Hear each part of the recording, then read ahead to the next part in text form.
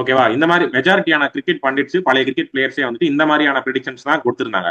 இப்படி இருக்கையில வந்துட்டு வெகு சிலரான இப்போ இந்த சீரிஸ் முடிஞ்சதுக்கு அப்புறமே இன்னமுமே இப்போ சமூக வலைதளங்கள்ல அங்கங்க பாக்குறது என்னன்னா வந்துட்டு 2-2 சீரிஸ்க்கே வந்துட்டு இவ்வளவு தூக்கி வச்சுட்டாங்க. கில்ல அவ்வளவு பெரிய இது கிடையாது, கௌதம் கம்பீர் அப்படி கிடையாது. இதுவே வந்துட்டு கௌதம் கம்பீரோ கில்லோ இல்ல வேற எந்த கோச் போயிருந்தாலும் இது ஒரு சுமாரான இங்கிலாந்து டீம் 4-1 இல்லைன்னா 5-0 இந்தியா ஜெயிச்சிருக்கணும் அப்படின்னு வந்துட்டு அவங்க இதை கருத்தை தெரிவிச்சுக்கிட்டு தான் இருக்கிறாங்க இப்போ வரைக்குமே.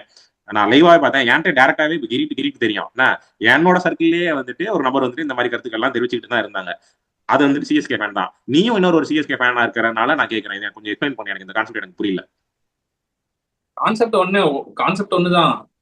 கம்பீர பிடிக்காது, கில்ல பிடிக்காது, எப்படி அடிக்கணும் அடிங்க அப்படிங்கறதுதான். ஒரு கான்செப்டும் கிடையாது. இப்ப நான் சிஎஸ்கே ஃபேனா நான் இப்ப ஒன்னு ஃபீல் பண்றேன்ல, இந்தியா இந்தியா எப்படி இருக்குமோ இந்த சீரியஸ் எப்படி வந்துட்டு கம்பீர் கில்லு காம்பினேஷனு எப்படி கோயிங் ஃபார்வர்ட் எனக்கு வந்து டவுட்டா இருந்துச்சு. பட் ஆனா இப்ப பார்க்கும்போது ரொம்ப ஹாப்பியா இருக்கு. இதுதான் இந்தியன் கிரிக்கெட்டுக்கு வேணும் அப்படின்னு தோணுது.